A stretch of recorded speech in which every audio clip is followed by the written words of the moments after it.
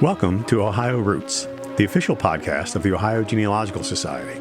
Join us as we embark on a captivating journey through Ohio's rich genealogy, history, and abundant resources.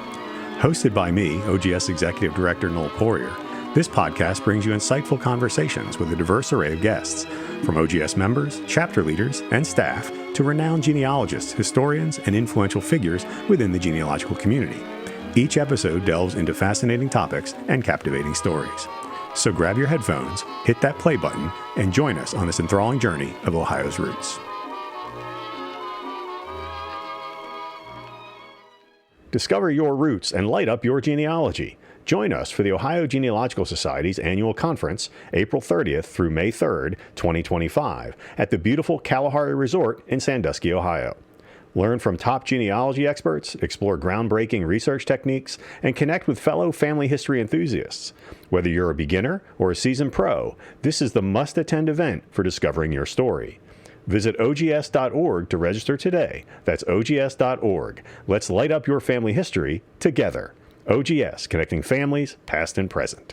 On this episode of the OGS Ohio Roots podcast, I'm speaking with another of our presenters scheduled for the 2025 OGS Conference at Kalahari Resorts in Sandusky, Ohio this year, Aimee Rose-Haynes. Aimee is a genetic genealogist, and she was the former associate director of DNA Angels that specialized in unknown parentage cases. In addition to her genealogical research, Aimee is also a citizen of the Cherokee Nation. I hope that you enjoyed this conversation today with Aimee Rose-Haynes. Well, I'd really like to thank Aimee Rose-Haynes for joining me today on the OGS Ohio Roots podcast. Aimee, thank you so much for being here. I really appreciate you taking some time. Yes, absolutely. Thank you so much for having me. Yeah. I'm going to start with a question I ask all of our guests, if you've ever listened to the podcast, but I'd like to know how it is that Aimee Rose-Haynes got interested in genealogy in the first place. Was there someone or something that really initiated that drive to understand your background, your family history, your genealogy? And because I know we all have our own kind of origin stories like superheroes, so let's hear yours.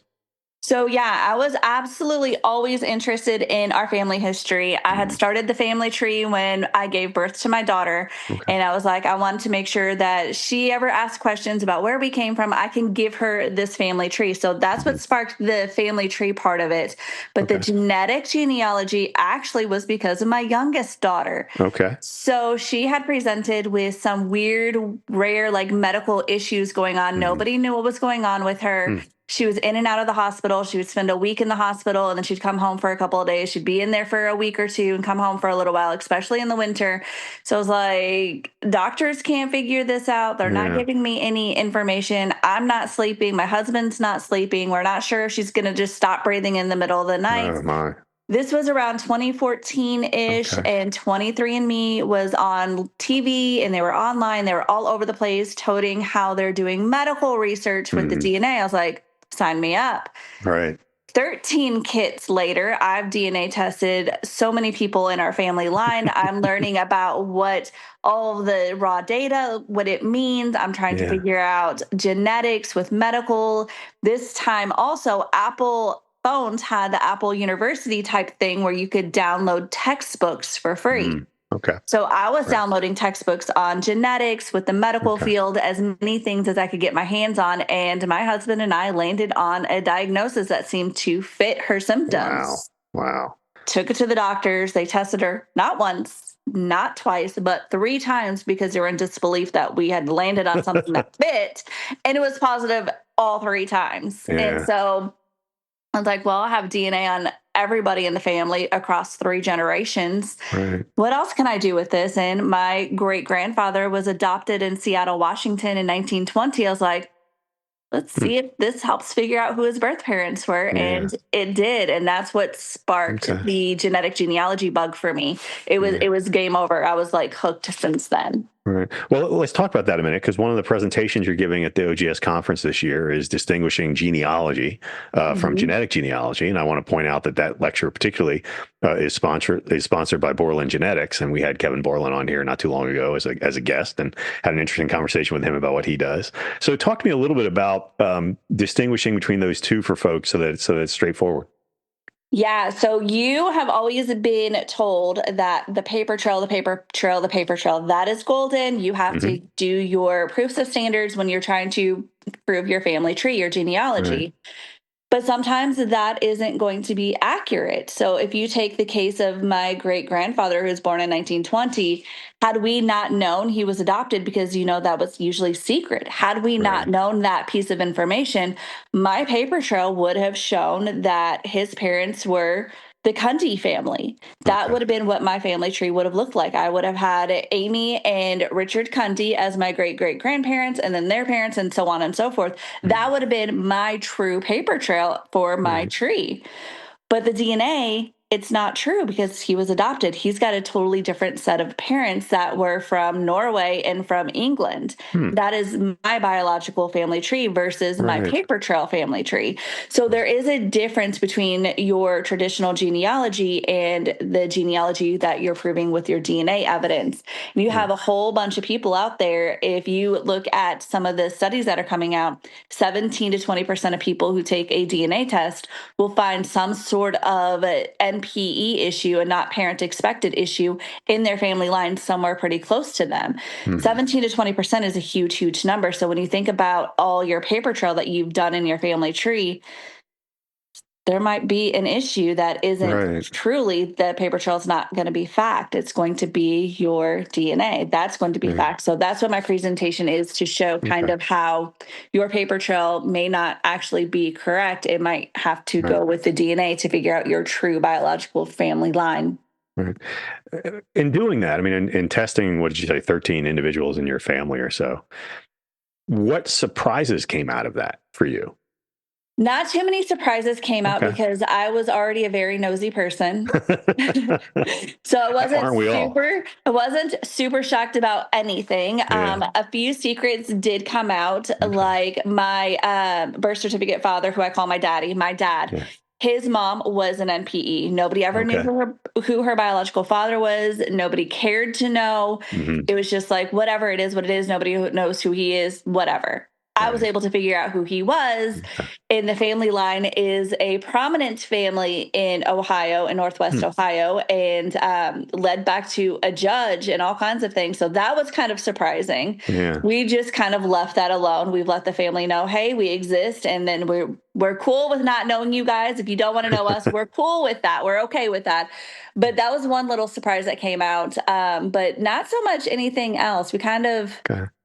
kind of is what it is. So, okay, that's interesting. I always find genetic genealogy interesting, and Kevin Borland tried to get me to understand it, but I can't pretend He to. is so smart. He Oh is my gosh. incredibly smart and so Yeah. nice. Yeah. Oh, yeah. And I just kind of stand there, my eyes glaze over. I'm sure you can see it through the camera, but that's okay. Talk to me. Who is Seabird Rose, and why are we learning about her family? So my dad, the person that I call my dad, Hmm. that is his however many great grandfathers. And so I figured it would be kind of cool to talk about the Rose family line because they're Okay. super important to me and I'm super Yeah. close with everybody. And so I was like, let's just honor my dad's family and see if OGS picks up this. And I was super excited that they did pick up on it. I was like, who wants to know about the Rose family? But they Yeah. did. And I was like super excited. My grandpa is super excited about it. And what led me to it is my grandpa has lived a very interesting life, super Okay. interesting life. And some things I didn't even know until like the past year or two. And I'm like calling my cousin, like, did you know this about grandpa?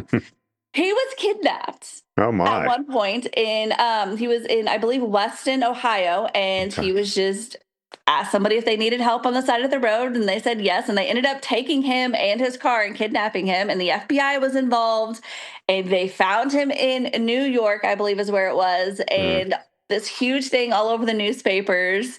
My great grandmother was super excited to find out that grandpa had been rescued by the FBI and made him his favorite a steak dinner when he came home. And my dad was only like maybe 5 years old when all of Huh. this took place. I was like, how did you guys not tell me this? Like, Right. how am I figuring this out just by being nosy and learning this? And then my great grandfather, he was a jack of many trades. He never really held down a job. They owned a car dealership in Weston, Ohio, and he was also a boxer, and he Hmm. also had award-winning dogs that he showed, and just an interesting Right. family line. And I find it always fun. I mean, we talk all the time whenever I ask folks, and I'll ask you at the end of our conversation, of course, what advice do you give folks? Now, you can't say this now because I'm asking you and I'm Oh, telling you wait. about it. But, we always talk about, speak to the living, right? Because sometimes there are all those stories out there that they haven't told anybody, and they're just going to die with them. And it sounds like your story of being kidnapped, people were like, oh yeah, it happened, but no one seemed to want to discuss it or didn't bother to talk about it, or everybody knows about it, so why would I talk about it? That's pretty darn funny. If you enjoy listening to the Ohio Roots podcast, we would really appreciate it if you could go to whatever platform it is that you listen and give us a good review. Reviews help us get more listeners and reach more people with Ohio Roots and what we're trying to do with the Ohio Genealogical Society. So please, leave us a nice review, and thanks for listening. You've got a presentation about unveiling identities, or a specific identity, and the sensitive aspects of that process, I assume. So is this, again, from your own personal family experience? Is this someone you've worked with? So one of my clients, a super sweet lady, she had known her whole life, who she was, where she comes from, who her people were. She has no question. Even at some point joked in the family, like, I must be adopted because introvert, extrovert type of things. I don't act like you guys. I'm totally different. I must be adopted. But she was always kidding and always talked about how her dad was her, like she was her favorite child in the family. Her dad was like close, and he actually passed away on her 10th birthday. And so she's like just apple of his eye, up there on the pedestal in the family. She was the baby of all of these kids, and she takes a DNA test. She doesn't look at the results. She doesn't look at anything. None of the DNA matches. She looked at the ethnicity. She's like, oh, this is cool, whatever. A few years go by, and one of her close family members takes a test, and she was like, why is this coming up like this? We should be closer than this. Why is it showing that we're not close family? I don't understand. Her mind went immediately that her oldest sister must be her mom. And she calls her sister. She's like, hey, are you my mama? Like, what is going on? I'm so confused. And she's like, I'm not your mom. And she hangs up. Of course, that piques her interest. Well, her mama was her mama. The issue was her daddy wasn't her daddy. And so she had to come to terms with all of that. And one of the things that sits with me as a genetic genealogist working with a client is what she had said to me. She had seen me working in her family tree. She was watching where I was going with the DNA matches and what I was doing. And she watched me take her dad, that is her daddy, that her beloved father, and she says I took him out of her tree. And that was a heartbreaking moment for her where she realized, yes, this is real. My daddy isn't my daddy. And that moment that happened to her, that seemed like a innocent kind of thing to me, I guess. It was just like something that wasn't a big deal to me because I do it 1,000 times. Like I've helped so many people. I'm always taking their dad, their birth certificate dad, or who they think is their dad, their emotional tie. And I'm like making them disappear out of their tree for a second. They're still in the tree. They're just hiding kind of in a way. They're floating around. And so that moment right there sat with me that, oh, that is a big moment for her that I just did. We ended up figuring out who her biological father was, and it led us on a roller coaster ride through Missouri, and we landed on him. He was in a nursing home. He was still living, and she walks in there and just says, hey, I'm looking for this patient. Is he here? And like, oh, yeah, he's in room, whatever room. And she walks in there with a DNA test in hand. She's asking him questions, and I'm going to save the rest of that for later. Sure, for the as you should. Presentation. But it's a really good story, and it has a great ending, even though it started out as a shocking, sad moment for her. It comes full circle to a happy moment for her in her life-changing moment for her. And it raises the question, I think all of us who do genealogy, both for ourselves and for others, really, what is the definition of family? And how does this knowledge of genetic genealogy, I feel I have great sympathy for her, because her father is no less her father because he isn't her genetic father, if he's the man who raised her. And so it raises that really challenging question that we have, I think, and that we have to be careful of and sensitive about when we're doing it for people, which is, family is not necessarily just an XY chromosome connection. There's a lot more going on there. And I think that talk sounds like it'd be fascinating. I always enjoy those stories when people are able to find that and hopefully come to some kind of reconciliation over it, because I know it can be a challenge. Yeah, and that's just like me. I have a dad that I call my daddy. I have Right. his last name. The Rose part of my name is Mm. his name. Like he Right. raised me, he adopted me. Like that is my dad. But I have Mm. a biological father out in Texas. He's passed away, but we were never close. I didn't know him. However, Mm. it's weird that I'm super, super close to the rest of his family. Like his Right. brother, me and him are so close. When I went to speak for the first time at Roots Tech, he went with me. We went Yeah. together. We had a uncle niece time at Roots Tech. Yeah. But my dad is still my dad. Yeah. My biological father is just Curtis. He's like there's no Sure. emotional connection, no nothing. So I do get that from my clients in a way of how they're so close to somebody that isn't biologically Yeah. related to them. I Right. get that. Yeah. Another presentation you're giving, and I'm not, obviously I'm not privy. The listener should know I'm not privy to the presentation before we chat. I just know the Yeah. description of it. Um, to me, it addresses what can be a very sensitive issue in Ohio when we get into our indigenous peoples who lived Yes. here and on whose land we currently sit, and their lifetimes and their experiences here. So I'm curious. I mean, specifically, you're talking about the Native American removal process and its impact on Ohio as well. Mhm. Um, and so I'll let you chat about that, but I would love to pick your brain a little bit about what that means in terms of genealogy for Ohioans of European descent and others. So, not many people may not know that I am a Cherokee Nation Hmm. citizen. I am federally enrolled into the Cherokee Nation. So, I always try to bring more awareness to the Native Americans, especially now because it's not accurately being taught in schools. Hmm. From what I have seen, I've had to teach my daughters about their heritage because what was taught here was not accurate. Sure. So, anywhere that I go, I always try to learn a little bit more about the local indigenous families that were there, the tribes that were there and their culture and their history. And I want to bring that back to where they were from because Right. not a lot of people know about all of the tribes. Not everybody can name the tribes that were there unless they're Right. from that area and they know that, oh, Miami, like that's Right. Miami, Ohio, that's why, or Huron, that's why. But I try to make people remember who was there before the Europeans were there, before the rest of the people came and moved them out. Thank you, Yeah. Andrew Jackson. Yeah, and as we as we think about that, it makes me think as someone who is responsible for a genealogical society, Mhm. and there are many of them all across the country, and many of those genealogical societies will have what they call lineage societies, which I'm sure you're familiar with. Mhm. And among those lineage societies, often are ones that are there to celebrate their first ancestor who arrived in a particular place. And very often they refer to those as first families.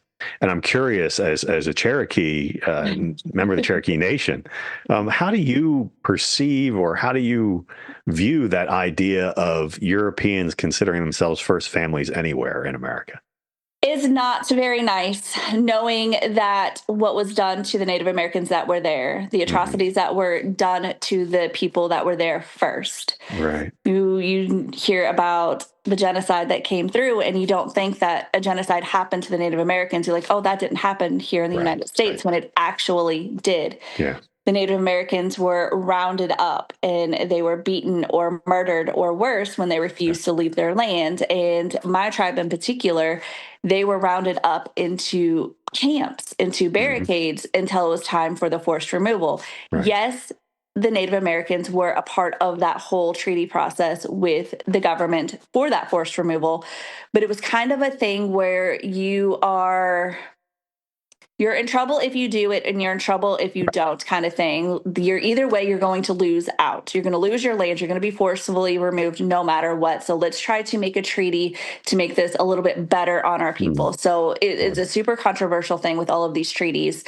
And it's the same thing. You see these Europeans, these white people saying that we are the first families here, but you don't think about the Native Americans that you booted out of that land Right. first. Right. Either way, we're all here and it is Yeah. what it is. And we have to make peace with what happened in the past. Your past makes you stronger, but at the same time, you still have to kind of Yeah. remember what's happened in the past to make sure that the past isn't repeating itself. Yeah. Yeah. I would encourage our listeners to go back to episode 22 when we spoke with Timothy Anderson, who's a professor at Ohio University, and he wrote a book or edited a book called "Settling Ohio: The First People and Beyond." And I would strongly encourage folks to go back and listen to that episode. We have a conversation very similar to this about historical geography and the movement of people through Ohio. Um, When you get started with genealogy, or when you run into somebody who is just getting started, just starting their pursuit of their family history, and they want your advice, and now you can't say talk to the living because we've already talked about that. But what bit of advice would you give them right off the bat to kind of get them started? The first thing I would do is start with what you know. Who are your parents? Your aunts, your uncles, your cousins, your grandparents, great-grandparents. Start with what you know. And then once you get to where you don't know anything anymore, now you're going to have to turn to some records. And Ancestry has a lot of records. Family Search is free, and they've got a lot of records that are easy to find. And also your local societies, they are going to have a lot of records for you that are local to where your family is from. So if you're from Sandusky, Ohio, you're going to want to start in Sandusky, Ohio. That's where your family was from. Try the libraries. Most libraries have a genealogy room that's dedicated to books and other people that have just submitted their family histories. And once you find that information, verify it. Don't just grab everything you can and think it's fact. You have to double check it and verify the information. Is this source reputable? Did you just find it in a file cabinet in the library and there's no name on it? You don't know who wrote that information.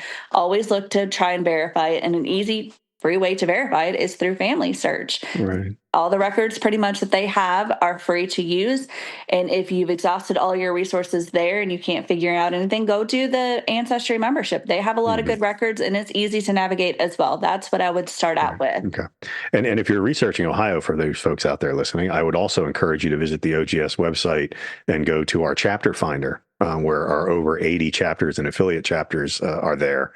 So if you're looking in Sandusky, Ohio, as Aimee gives the example, make sure you reach out to our Sandusky chapter because they're going to be the folks who are going to be best suited to help you. Well, Aimee Rose-Haynes, thank you for joining me today. I'm really looking forward to attending hopefully at least one of your talks. I'll be busy, but as you will be, but I'm hoping to get to at least one of them. So thank you so much for joining me today on the OGS Ohio Roots podcast. Thank you so much for having me. I appreciate you guys. Ready to light up your genealogy? Mark your calendars for the Ohio Genealogical Society's annual conference happening April 30th to May 3rd, 2025 at Kalahari Resorts in Sandusky, Ohio. Immerse yourself in inspiring workshops, expert-led sessions, and exciting discoveries that will help you uncover your family's history. Plus, enjoy the perfect blend of learning and relaxation at one of Ohio's favorite destinations. Don't miss out. Visit ogs.org to learn more and to register. That's ogs.org. Come, connect, learn, and ignite your family story. Well, thank you to Aimee Rose-Haynes for being on the podcast today. I hope you enjoyed that episode. I really enjoyed hearing Aimee's personal family stories and how they have informed the presentations that she'll be giving at the 2025 OGS Conference. I also appreciate that she's willing to tackle some of the hard conversations, like Indigenous removal, that need to be had in the American genealogical community. You can find all of our podcast episodes online at www.ogs.com/podcast. Thank you, as always, for listening to the OGS Ohio Roots podcast. Genealogical Society, the premier gateway for discovering your Ohio family history. Hosted by OGS Executive Director Noel Poyer and edited by Luke Poyer. Theme song is Beautiful Ohio, recorded by Bob Stanley and his orchestra in 1944. To learn more about joining the Ohio Genealogical Society, visit www.ogs.org.